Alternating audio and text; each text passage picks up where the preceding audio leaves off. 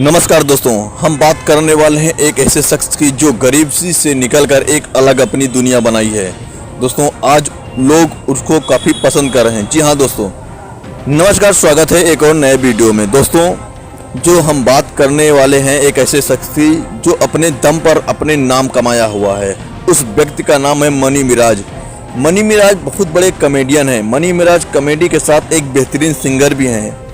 Money Miraj ने कई सारे हिट सुपरहिट गाने भोजपुरी में दिए हैं। दोस्तों, इसी कड़ी में मनी मिराज का एक और बेहतरीन गाना आया हुआ है जिसका नाम है अपने लवर को धोखा दो। यह गाना त्रिमूर्ति म्यूजिकल भोजपुरी चैनल से आया हुआ है।